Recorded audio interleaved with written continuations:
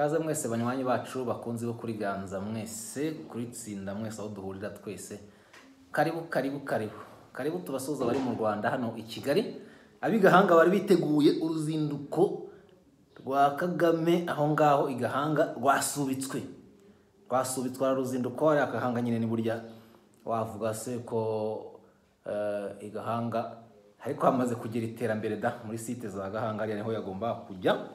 Ariko bamaze gutangaza ko kubera impamvu z'ikirere adashobora kujya ahubwo ikiganiro ntuza ari bukorerwe muri are. Hari kigarare na rero buriya ndi kuri ngembo nahagoranye kuba wenda kuko burya abaturage bari bamaze iminsi bavuga bati rwose mukuru w'igihugu biti ko ibibazo biba byabaye byinshi. Mbona ko abaturage baranabyigana bakagenda abaturage bambaye gutya akabyigana mpaka agezeyo akajya kubaza ikibazo. Abantu benshi bari no guturuka za Cyangugu za hirya no hino bavuga bati kuva twumvise ko ari bugigahanga nanjye nari kujyayo nkajya kubaza ikibazo. Ati wari kubaza ikihe kibazo rero nanjye ne kugendwa rwose nari kubyigana nanjye mpaka mugezeho nkamubaza ikibazo ukuntu umuntu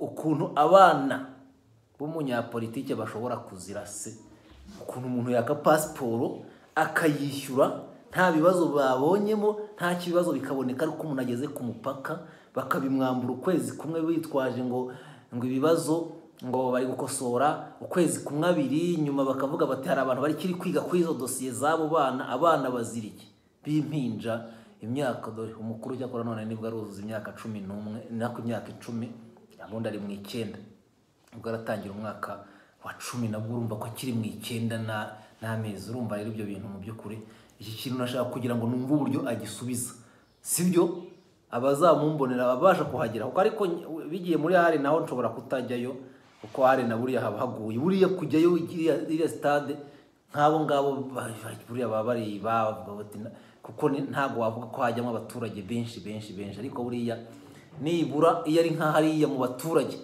hari aburira ibiti hari abagira gutya bagakwira hirya no hino ku buryo bishoboka. Iki kibazo numva rwose nyirwaye ku buryo mvuga nte aho umuntu yamubona hose nta kibazo nkumva uburyo ashobora kugisobanura kuko ashobora kuvuga ati izo nzego wenda nizo zihaye ububasha sinzi n'ibiki byose. No kuvuga ngo rero tujuru ni cya kibazo cyo mu kwakanga ikigiye abana banje bari bagiye na nyina bakabambura ibyangombwa bakabambura passport. Hari umuntu twari turimo turi ku diskitano namonye kuri noza no umuntu uri hanze we yavugaga uburyo ibyangombwa arabiboneka byari biturutse kuri Uganda ngo ifite passport menshi cyane ngo abantu banyerewe banze kwaka.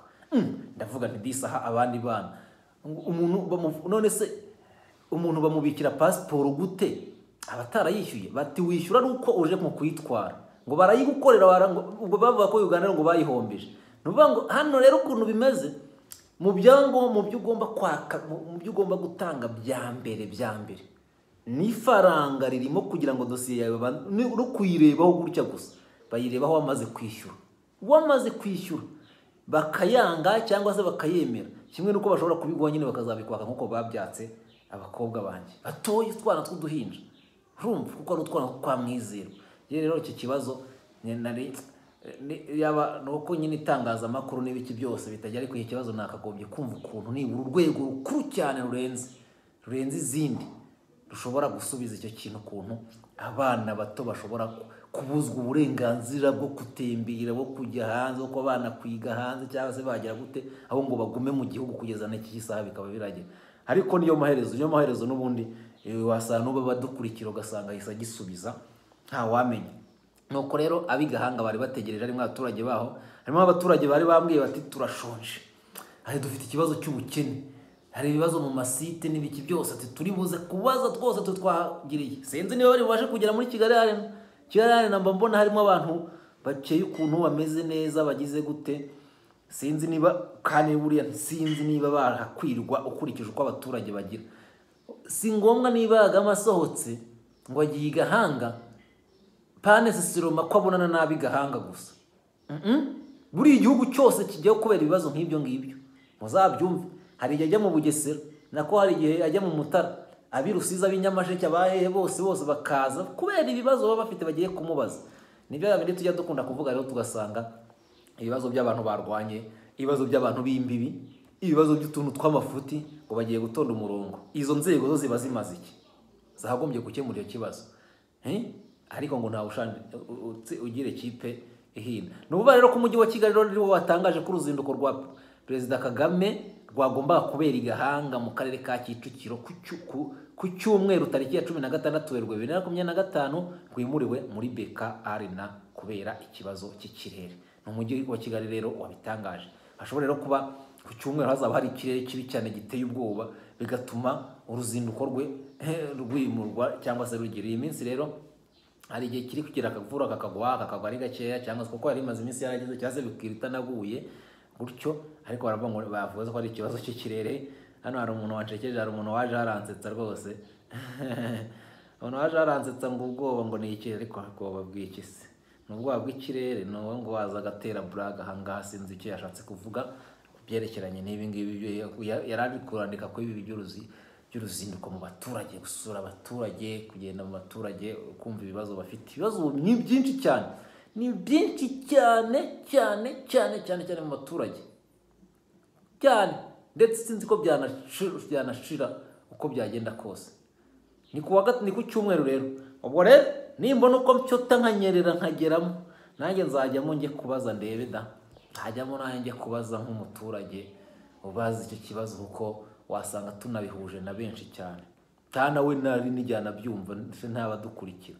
La suite des avancées de rebelles de M23 dans Walikale Afarume Bisie Mining ikira suite avancée de rebelles M23 dans les villes de Walikale. Ingi yavuze biki none rero hano, ariko ari abantu mutabona ko Kisekedi ari umuhanga. Mwari kwibaza ngo abantu mutabona ko Kisekedi ari umuhanga.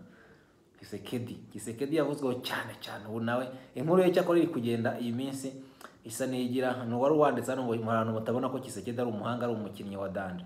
Bari nabo bati Kisekedi ari kuzana amatsi ibihugu hano, ati kuba agiye guha Amerika intuza kumuha ibirombi hariya, Amerika ikazi gashinga imizi, ati no kuza kumarisha abanyafurika.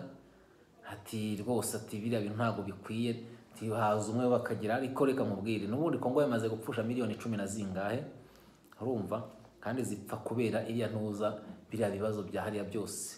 Abanyarwanda bapfuye ni benshi cyane, n'ubundi babishatse kubamara, n'ubundi bazabamara babirya. Baza nimutabibaha ngo nitura tugabane, niwangura bimenaho amaraso pe ntago biba byoroshye.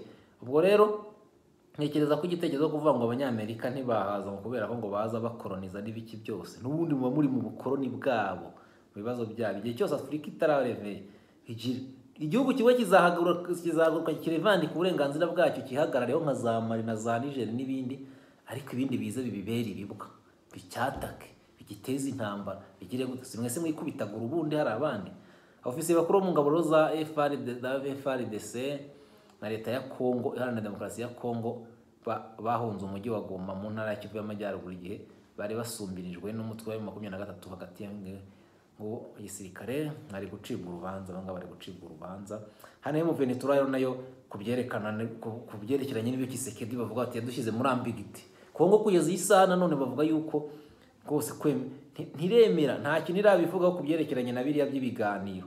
Yariturije iricecekera, isa naho irumagihwa iratuza, ariko yo ivuga yuko izareba, isa naho iri guhanga amaso yirebera si uyu mukino uzagenda gute cyangwa se bizagenda gute. Numva rero ko iyo ihagaze kuri ya ngingo ya resolution ya Conseil de sécurité 2773 ivuga ko ingabo z'u Rwanda zigomba kuva hariya muri Kongo rero kuriya abantu baravuga bati Kongo n'ubundi kugana nayo 23 ntago yabyanga, kubera ko ingabo z'u Rwanda zahavuye ntacyo yabiganira nacyo. Niko bavuga ati n'ubundi yabiganira naho Kievide, niko Kongo ikunda kuvuga. Nuko rero bavuga yuko M23 rero yasabye Kisekedi kuvuga byeruye ko azitabira ibiganiro. Urumva turarangiriza ko inkuru y'umushinjacyaha bwasabye ko gitifuwa na daso baregwa gukubita umuturage badakurikiranwa mu by'amategeko kurikirana hafi bya politiki y'akarere k'ibiyaga bigari yavuze ko kuri ibi ngibi hagaragajwe kwakira urwijiji ku biganiro bivugwa hagati ya M23 n'ubutegetsi bwa Kisekedi. Twagiye rero dusenga ubundi tujye mu kiganiro dukomeza, ariko Imana ikomeze tube hafi ku izina ry'Imana Data na Mwana na Mutagatifu.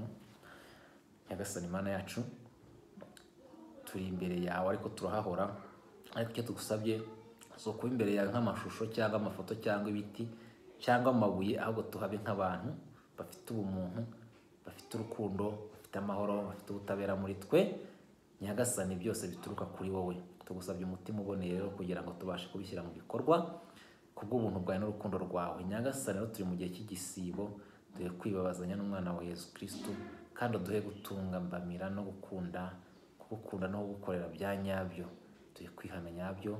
Kandi Nyagasani byose tuvuze duciyemo muri makeya, ibibazo byose byugarije akarere, ibibazo biri mu gihugu byose bikemurwa nawe. Tuba umutima wo gukundana, kubana neza, kudahemukirana no kugendana nawe neza. Nyagasani niwe rumuri rwacu, niwe rukundo rwacu. Turengere dawe, hari urwango tuhashyira urukundo, hari ibibazo hajye ibisubizo. Reba mu nzu z'imbohe, mu bitano, mu buhungiro, mu bababaye bose ubafashe kandi ubakomeze.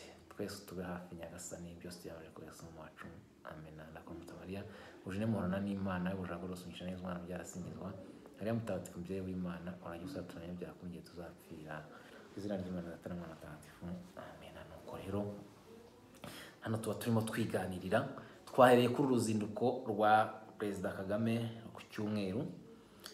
Abantu rwose bavugaga bati gahanga turiteguye, abaturage tuzajya kubaza. Buriya no kubaza kenshi ari igihe, nubwo natangiye muri introduction mvuga nti nzajya kubaza cyangwa se kugira gute nanjye ndebe, ntago nahagera. Batumuhita Amprise no babonye ari ngiye uri guhita gutya. Bariya bajya kubaza kenshi ari igihe baba banditswe, abazajya kubaza, abazajya gushima, abenshi bira bazajya bagiye no gushima bari ku murongo, bamaze kubategura. Kiretse ujye ubona hari igihe ubona nk'umuntu ari kubyigana ati ndajya kumubaza, ubona bamusubiza kubera ikizi baba bari kumusubiza. Ntiwagiye ubibona Kagame yaba ari nkari ati mumureka ahite, kuko aba yabibonye ari kure, ati mureke kubera ko ari kugira akahagera rwose akasa nk'iyasa muki. Sibyo navuga rero nkanjye nkamwizerwa wabonye kuko ndi guhita n'utu tubazo n'ibibazo bazimuna ati noneho ndakurahira hatwika, ahubwo banakubitira y'urusoro rwo mu mutwe ugiye kugira bakagutera ikintu. Ntago ngenzi ko nubwo twari turimo tubivuga muri introduction ati nagiye nkagira, ariko buriya iyi nabyo bari muri cadre yo kwerekana yuko hari ibyo bagomba gusubiza byanze bikunze. Uzahagera zakibaza cyangwa umunyamakuru. Dufite abanyamakuru bibibwa, niba nabita abanyamakuru ariko Imana imbabarire, namwe mumbabarire, ntago mbisi bibwa, ahubwo ntago mubaza ibibazo byakwiye kubazwa nyabyo. Nk'ibi ngibi bigomba kubazwa impamvu umuturage yimwe ibyangombwa. Umunyamakuru wa Rwanda ngira ngo hakombiye kurebera ku banyamakuru mpuzamahanga bakareba kubera icyo umuntu yaka ibyangombwa yabyishyuye, kubera iki daboro umuntu abyishyura batabanje gutreta dosiye neza. Birasi ntago biri mu buryo bwo gutwara amafaranga y'umuturage no kumuhombya. No kuvuga ngo niba wohereje dosiye isaba kugira ngo ubone passport cyangwa laissez passer, bakagombye kuyisuzuma, bamara kuyisuzuma neza bakakubwira bati dosiye yawe yemejwe, yasuzumwe, turabona yujuje ibisabwa, igisigaye no kwishyura. Kubera iki wishyura mbere yuko dosiye isuzuma? Ni umva ntago bakira dosiye itaramarwa kwishyurwa. Noneho rero bamara bakakubwira ngo harabura ibi ugashiduka. Cyangwa se kubera iki baguhereza icyangombwa bazi ko batazatuma urenga umutaro. Kubera iki se n'umwana utagira icyaha, udafite icyaha, utarigeza kuri icyaha abuzwa ubwo burenganzira? Ibyo ni ikibazo abanyamakuru mwagombye kuba muri kubaza. Niba hehe bano banyamakuru bo mu Rwanda aba bandi? Yewe tujye twicecekera gusa. Ariko icyo nababwira nuko ikintu kibabaza cyane burya nuko ibi biba biri kuba byose, ntabwo Imana ibibyishimira, kandi nawe wari wese byamubaho nawe ntabwo bizamusha. Ntabwo mvrema bimubayeho nawe yarira nk'agahinja, ni bya bintu kirya kurande cyajya kubarya kikishaririza. Sinzi ko ufunzwe mu ubwo buryo wahagira gusa, ariko kubera urugamba tuba tumaze mu igihe ko hari ibyo bigeranye no kwiyakira, uvuga uti n'ubundi ibi ngibi ntabwo ari ibyanjye, ntabwo n'ubundi umuntu aba abikoze ari kugira ngo arebe. Ariko ibyo byose ngira ngo nta mateka aba ari kwiyandika, nta mateka. Kera uzajya usanga mu mateka mu byanditswe bizajya biza avuga bati dore ya leta ukuntu yabuzaga abantu uburenganzira, dore ibi n'ibi. Nizera ko ibyiza by'ubu ngubu nuko ibintu bigenda biba online cyangwa se bigenda bigaragara mu buryo uwo ari we wese abibona akanibaza cyangwa se akanavuga ati ntabwo byaberaga mu rufefeko, byaberaga ahantu hagaragara mu buryo bugaragara. Ni ukuvuga ngo rero turacyaza na Kongo hano muri Repubulika ya Demokarasi ya Kongo. M23 turabona ko yagize urujijo, barayemereye batoke Angola ati noneho twafunguye ibiganiro. Uriya Angola ni umuhuza ukomeye cyane. Angola yakunze no kuvuga ati dore byaranze Tshisekedi yaje ariko nuza yanga ati ku rundi ruhande banga kuza. None Angola yavuze iti twamaze kuganira na Tshisekedi, twebona ko hakwiriye ibiganiro hagati ya Kongo n'icyo, ariko Kongo yo yigira gutya iricecekera, irituriza, nta kintu yavuze, yabaye nk'ifunga umunwa kuri iyo ngingo, ntiyagira ikintu bivugaho rwose. Urumva rero kutagira ikintu bivugaho ari nka Kongo, ibyo byose baravuga ngo utavuze hari ibyaba yemeye, ntumenya ko yemeye cyangwa yahakanye, ariko mu mategeko buryo iyo utavuze uba wemeye. Buriya rero iricecekera niba ko umuhuza yarabibabwiye ngo M23 ari igitarabona. None hari ikintu kiri kuvuga rero bati hano mu Rwanda bari kuvuga bati ikibazo gihari kiri mu 23, abayobozi babo bamwe bafite bandazi dare, abandi bacindwa n'inkiko, bazajya hariya bati kandi bari gwasi ntibazabacakirirayo. Ariko reka tunyuremo gato turebe ngo hagaragajwe ko hakiri urwijiji ku biganiro bivugwa hagati ya 23 n'umutegetsi wa Tshisekedi. Hano rero niyo 23 uko byagenda kose batangiye ku ruhande rwayo, batangiye kuvuga ati ibi bintu ko ndozi birimo tenara, hano nta gatego badukubisemo ka rugondi hene. Kubera iki ibiganiro by'abantu babiri bahuye, ariko ushobora kuba yaramuhamagaye nyine ati byemerere. None ubuyobozi rero bw'ihuriro FC mu bintu rero bavuze ko hakiri urujijo ku biganiro biherutse gutangazwa na guverinoma ya Angola, buvuga ko uretse kuba bwaraboneye kuri Facebook ibijyanye n'ibi biganiro biteganyijwe hagati yabwo na guverinoma ya RDC, ariko butarakira inyandiko y'ubutumire inyuze mu nzira zemewe, ndetse ko kugeza ubu ubutegetsi bwa Kongo butaremera niba buzabyitabira. Ariko ikintu gitangaje ahubwo ibi byaba ari byo we mu 23 nta kandi rabonetse kubibona kuri Facebook, kandi igihe itariki y'ibiganiro yamaze kwemezwa yuko agomba kuba ibyo biganiro kuri iyo tariki, bizagenda bite muri rusange.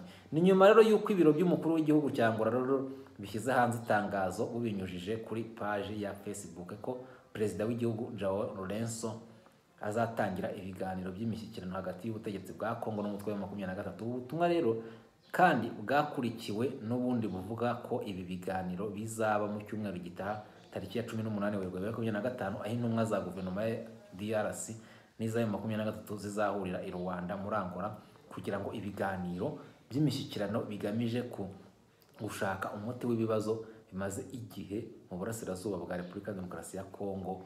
None ku mugoroba rero kuri uyu wa 4 tariki ya 13 Werurwe 2025, nyuma y'amasaha make ibi bitangijwe, ubuyobozi bw'ihuriro AFC ribarizwamo n'umutwe wa M23 bwashyize hanze itangazo rigaragaza ibigomba gusobanuka. Mw'iri tangazo rero AFC yavuze ko itangira ishimira umuhate wa perezida wa Angola Joao Lourenço mu gukomeza gushyira imbaraga mu nzira zo gushaka icyazana amahoro n'ituze muri Repubulika ya Demokarasi ya Kongo no mu karere k'ibiyaga bigari.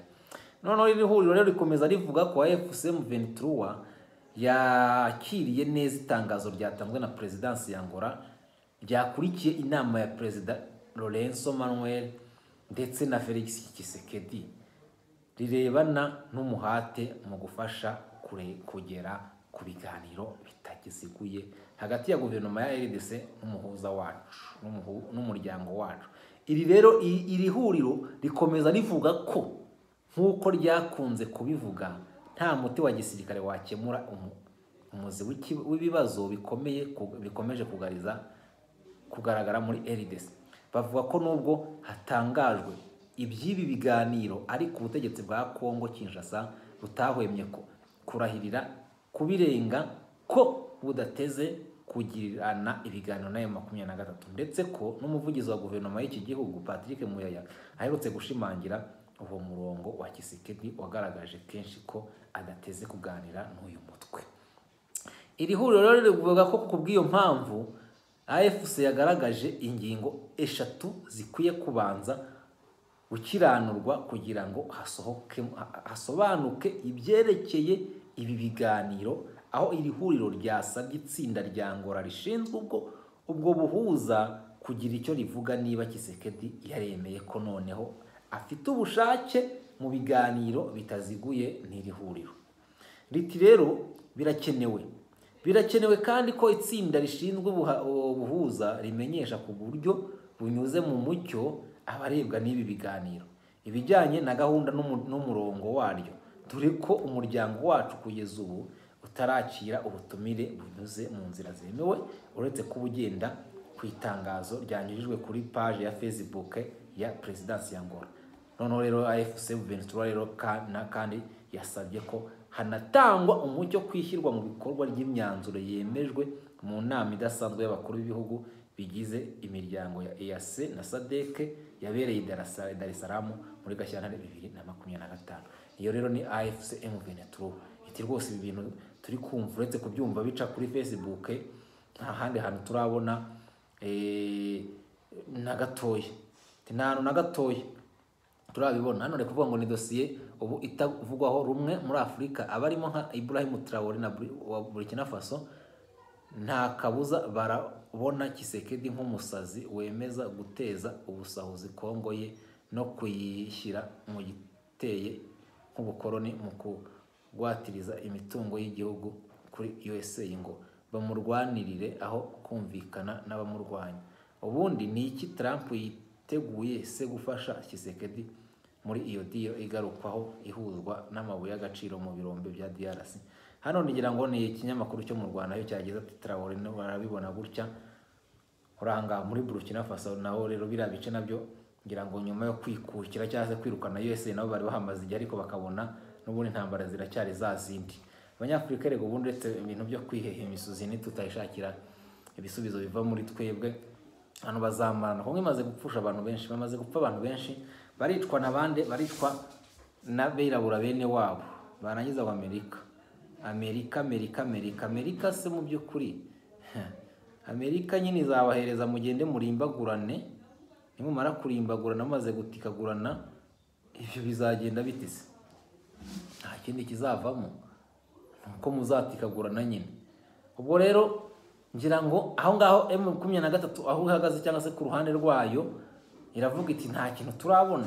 Abantu bajye mu biganiro, nibamara kujya mu biganiro baceceke, kugira ikintu batubwira, ahubwo bagira no umunyamategeko ukurikiranira hafi ibya politiki y'akarere bigari Maître Gasominari Jean Baptiste yagaragaje ko kwemerera ibiganiro kwa leta ya Kongo biterwa ngo nuko intambara yananiye Perezida Tshisekedi. Yagarutse ku biganiro bya leta ya Kongo yasabye, avuga ko harimo imbogamizi z'uko abayobozi ba FC23 bakatiwe n'inkiko ndetse banashyikirirwaho impapuro zo kubata muri yombi. Maître Gasominari yabigarutseho mu kiganiro yagiranye na RBA cyangwa se radio y'igihugu.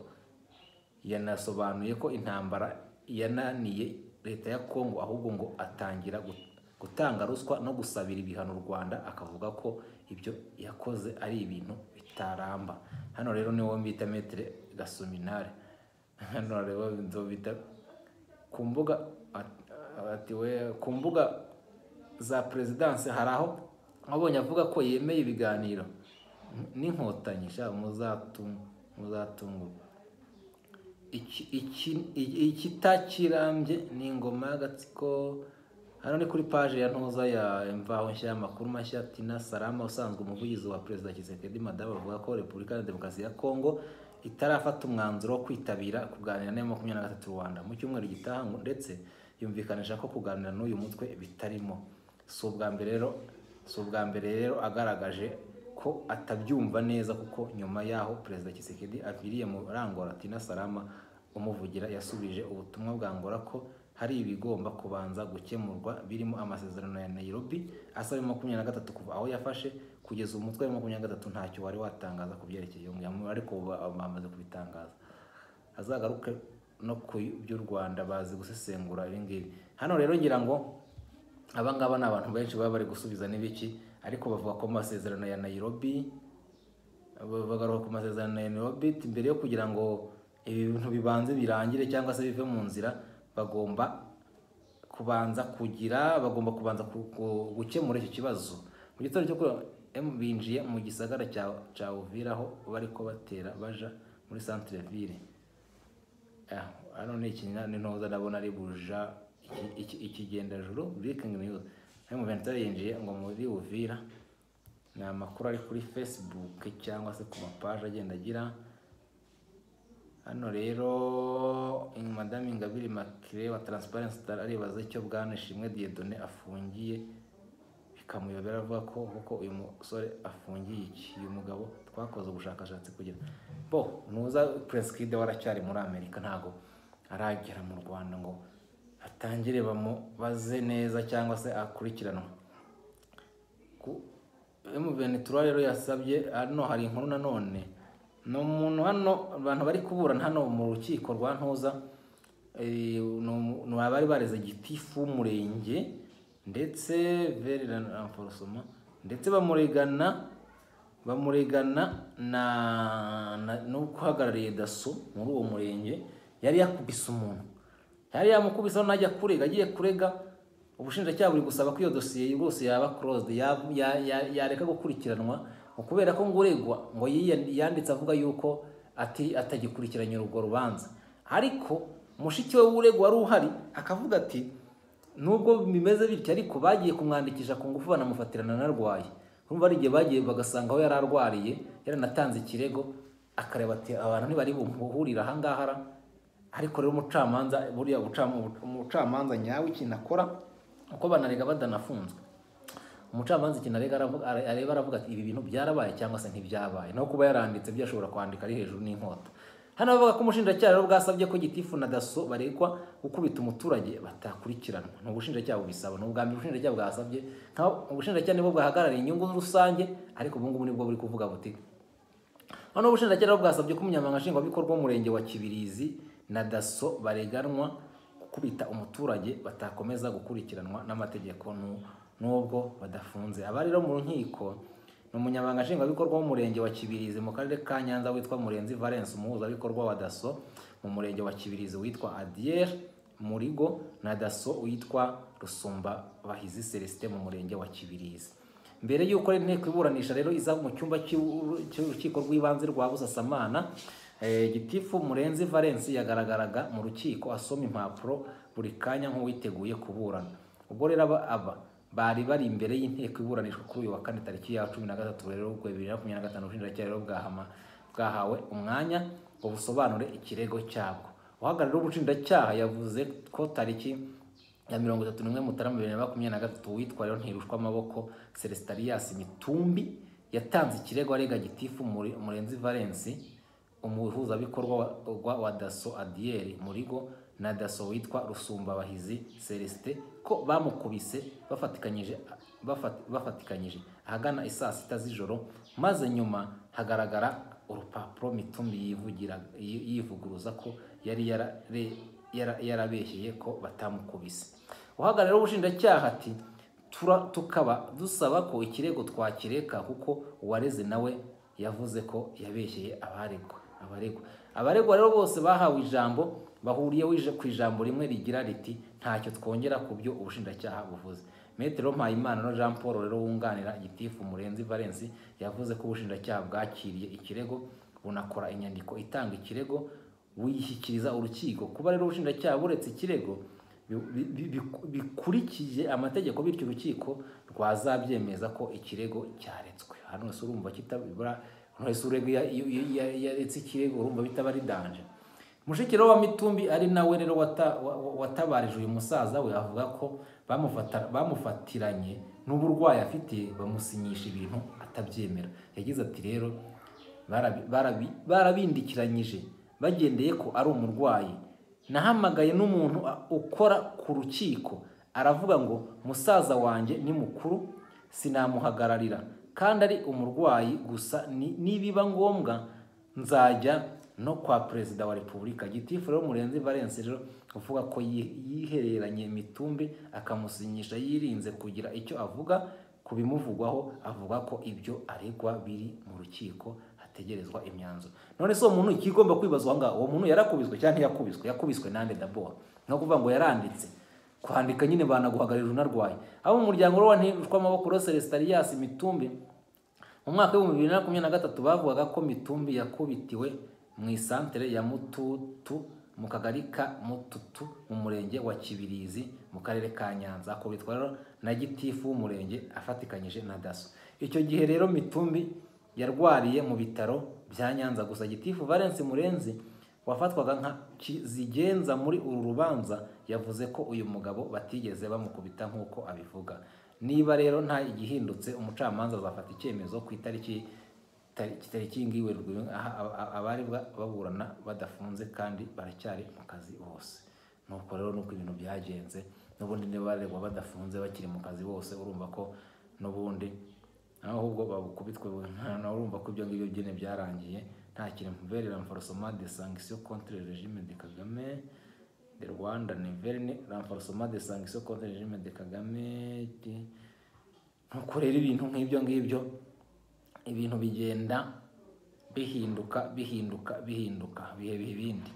Ubu rero niba batarabafunze nyine baranaburanye icyo gihe badafunze, urumva ko n'ubundi no kubafunga ntabwo bizagira, ntabwo bizemera, bazagenda babirya umuviringo mugani bazagenda babaviringa.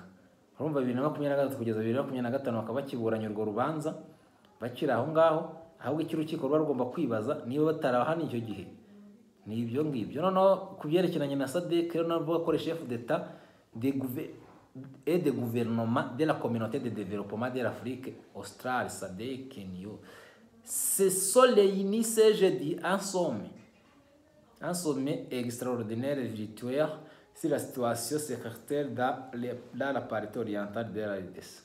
Ngira ngo ni ya nama ya SADC yateranaga bakemeza rero yuko SADC igomba gucyura ingabo zayo. Ntawamenya politiki niyo Amerika yamaze kuvubikana cyangwa se imeze gute. Dans le communiqué final lu par le secrétaire exécutif de la SADC, Monsieur Elias Magossi, le sommet a mis fait au mandat de la samedi RC et ordonné le début de retraite progressive de ces troupes. Le chef d'État de l'État a salué l'initiative du président angolais João Lourenço, qui a convoqué le 11 mars derrière à Rwanda une réunion pour accélérer la relance du processus de Rwanda et de Nairobi. Cette démarche qui assumée pleinement et avec détermination témoignait de la volonté de l'Angola d'accompagner notre région vers une sortie de crise. Il est clair que les décisions prises à cette occasion de traduire rapidement en action concrète sur le terrain, a déclaré Tshisekedi, Félix Antoine Tshisekedi. Hano rero ntuza Angola cyangwa se biriya bihugu byose bihuriye muri SADC ni ukuzinga utwazwa bikaba bisubiriye muri ntuza, bakaba bisubiriye iwabo.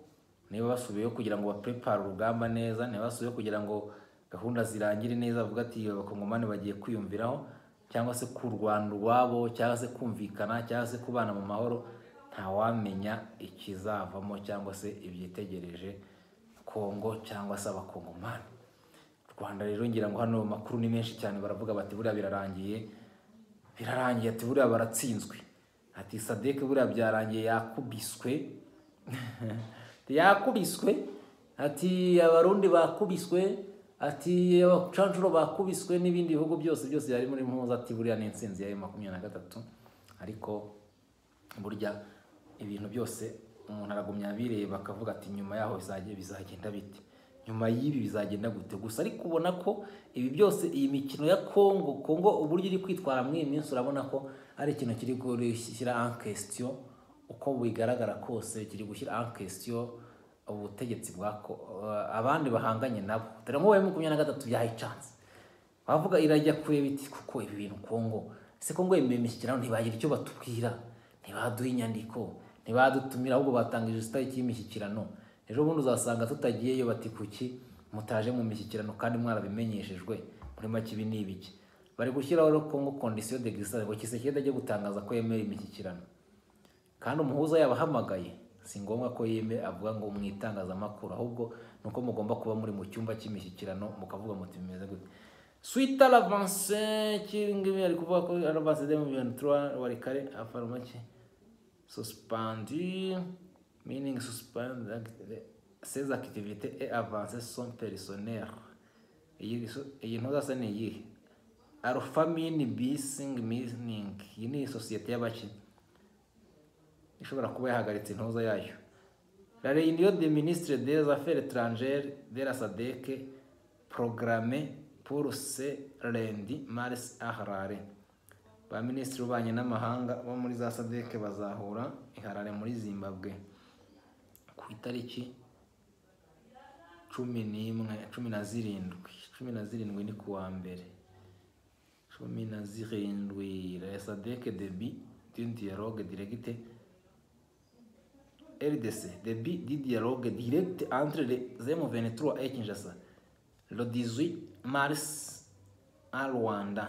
Nani kuwa kabiri azatangira ibiganiro hagati ya ntoza ya bamaze gushyiraho n'itariki yuko ibyo biganiro bigomba kuba. Le Congo n'a pas à vendre relevé dans notre analyse biki byose biri kuvuga RDC le 8 territoires que comptait les Sud Kivu sont désormais sous occupation après l'arrivée sans combat de rebelles de MAFC. Baravuga ntuza territoire zirindwi zamaze gufatwa, ariko hano bakazanamo n'ijwi Mugote Kavuyo n'utuntu twinshi cyane. Haravuga ko ejo hanafashwe ikirwa cy'ijwi rwose. Ijwi rero biri hagati mu Kivu, iyo uri haraza Kibuye za Karongi n'ibiki byose uba uri kureba ijwi rwose, urireba hakurya, uba uribona hakurya, uri kurireba neza ubona ritari kure yarwo. Uyu muntu ariko ndi kubona hano abakongomani bavuga bashobore kuba niba ari umunyabirombe w'umuki wacukuraga hano. Suite à l'avancée des rebelles de M23 dans les Walikale, Alpha Mine Bissie Missing suspendre ses activités et évacuer son personne. Yahise yikuramo.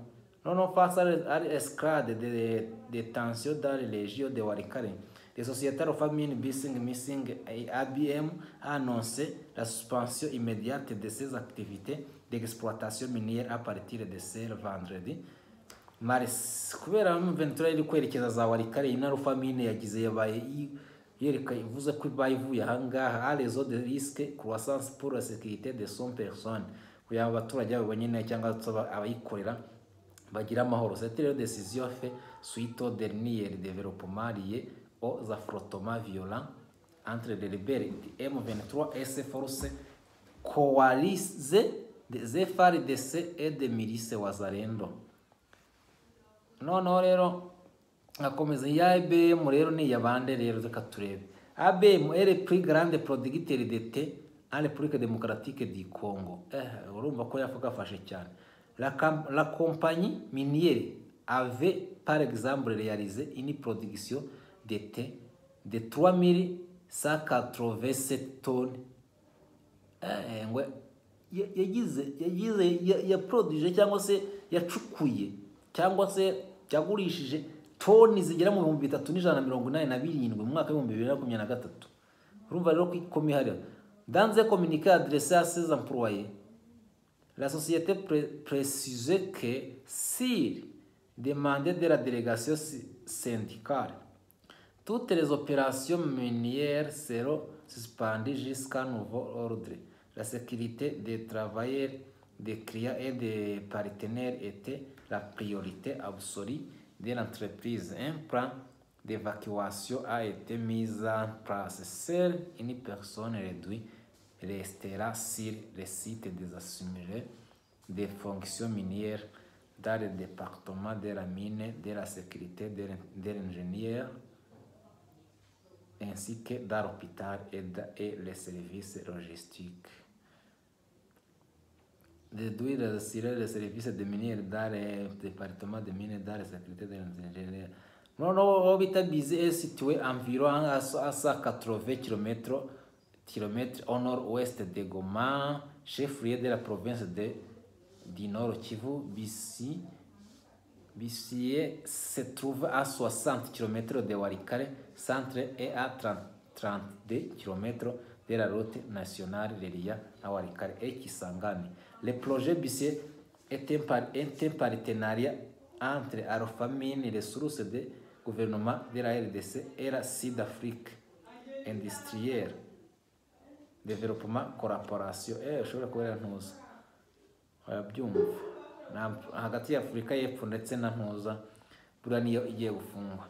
Noneho rero les affrontements ont particulièrement secoué la localité de Kibati où la AFC M23 et les forces coalisées FARDC Wazalendo se sont livrés de violents combats se disputant le contrôle de ces villes stratégiques. Selon les sources, à la fin de la journée, le jeudi 13 mars, de Berijela se sont partagés les contrôles de Kibati, mais l'issue de la confrontation demeure incertaine. Joué Mutanava Agoma. Hano rero ngira ngo n'abakongomani ari yuko ubundi Kongo yarafashe icyemezo cyo kugenda ifunga ntuza zimwe sosiyete za miniere bitewe n'intambara iri kugenda ibera hariya, ariko nibyo ya rwego kuvuga bati batazitwaza bati hariya amabuye ari gucukurwa hariya, ariko mu by'ukuri ni bya bindi Kongo iri gushaka byo kugira ngo babloke. No mu masezerano ya Amerika ngira ngo mwarabibonye yuko ivuga yuko cyo guhagarika ubutumwa Kisekedi cyo bwemezo bwa Kisekedi nawe isaba bashimira rwose ibyo bakoze, yuko akazi kabo bakoze ari ako ngako gahagije, ibindi ubwo ngubwo no kuzitegereza bizagenda bite nyuma. Nuvuga rero Amerika muri ya masezerano twigeze kugarukaho igihe kirekire avuga bati tugomba no kurinda ubutaka ku buryo ari igihugu ari inyeshyamba nta uziba kabuye ka Kongo, tunanarinda yuko marishe noire black market zo muri Amerika zahagombye kuza ziba utubuye twa Kongo ziza gucuruza hano. Nuko rero no mu kiganiro katugisoreza ngaho ndavuga ngo Kisekedi koko ntashaka kuganira hano. Reka ndebe uyu muntu igitekerezo cye, reka tubanze turebe Kisekedi nibyo koko ntashaka kuganira nayo 23. Uyu muntu aratekereza ati ahubwo arashaka kuganira n'uwayitumye, nubwo ku rupapuro handitseho M23 ariko si cyo bisobanura. Gusa ababo muri M23 nibitabira ibiganiro bya Rwanda ntabwo bazagaruka. Ikindi biragoye ko uwatumye M23 yagira Rwanda kuganira na Kisekedi mu izina rya M23 yaba amusize isura mbi. Uyu Kisekedi uko bigaragara ntabwo ari gukemura ikibazo ahereye kuri za mbwa ziba ziri mu biti, ahubwo we yagiye kubaza uwazishyiriyemo icyo yari agamije, amusaba no kuzikiramo. Muri make uwashyize imbwa mu biti niko ari kuvuga uyu nguyu ni nawe uzazivanamo kuko nawe nta mahitamo afite. None USA nibo Kisekedi ari kurwana nabo kandi agomba kubatsinda. Ntabwo batakaza Kongo kubera M23. Niyo mpamvu mperuka kubabwira ko M23 nta kintu bivuze, nta n'icyo iricyo.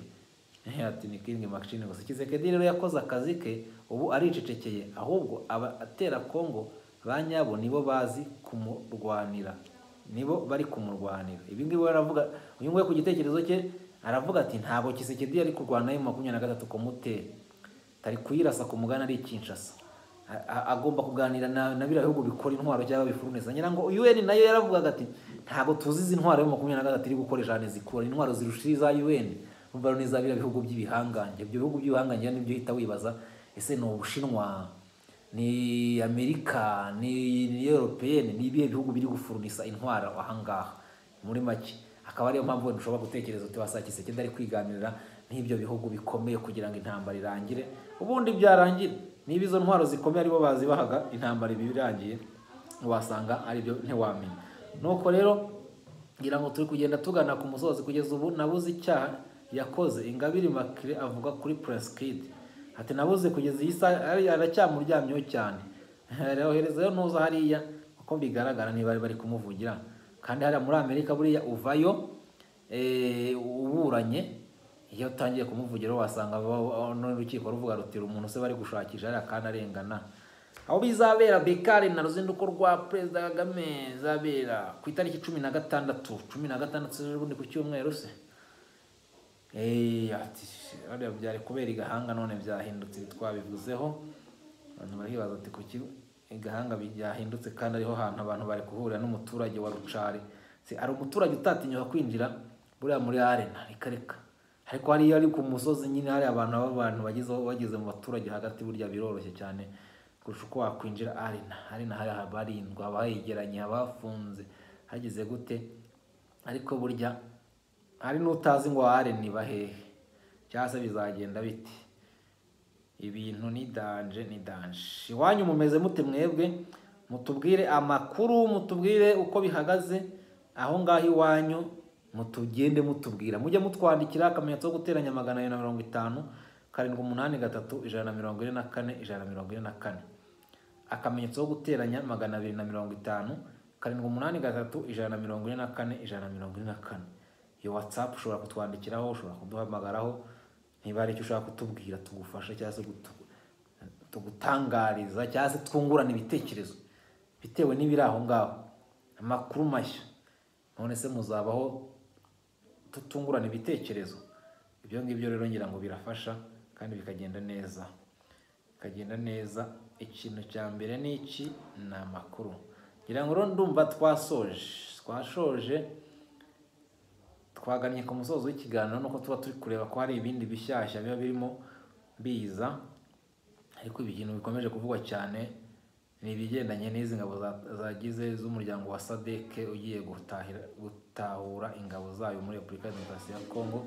Perezida wa Leta Zunze Ubumwe za Amerika Donald Trump arasaba imishyikirano na Iran kuri porogaramu yayo ya nucleaire bikubiye mu ibaruwa yandikiye umuyobozi w'ikirenga wayo uwo bita Ayatollah Ali Khamenei niyaki mu cyumweru gishize. Ibihugu byombi rero bimaze imyaka irenga 45 birebana ayingwe. Perezida Trump rero yari yatangaje ku mugaragaro ko yandikiye ibaruwa ibisaba Iran, agira ati nabandikiye ibaruwa mbabwira nti ndizera ko muzemera kujya mu mishyikirano, impamvu nuko bigezaho dukoresha ingufu za gisirikare byabera ishyano ribi cyane. Ati rero tugomba kuganira aho kugira ngo ibintu bizabe bibi cyane, nta mpamvu y'intambara. Trump ari kubona harumenya ashaka amahoro, arashaka ubukungu bwa Amerika ko bwongera buza, muretse ko Amerika nubwo byagenda kose irakize. Iba yarafite reserve, bafite amafaranga, bafite ibiki, yego wenda hari igihe bagera bakabona hari twahungutseho, ariko ubundi ntago byabura kugira, ntago byabura kuba bagihagaze bwuma muri rusange. Nuko rero reka twiganire ku musozo, twanaseze ariko ntago duheze, tuzongera tugaruke yaba ejo bundi mukanya, ariko ntaribi rero ni Mwizerwa Silva, Perezida Peace imbere kuri Kigali mu Rwanda. Kigali nakagaruka, mugira ibihe byiza. Ciao. Mwaka wa mbere w'amashuri yisumbuye iki kigo cyatangiranye kimaze kugira abanyeshuri 140. Ikigo kimaze kugira abanyeshuri 140.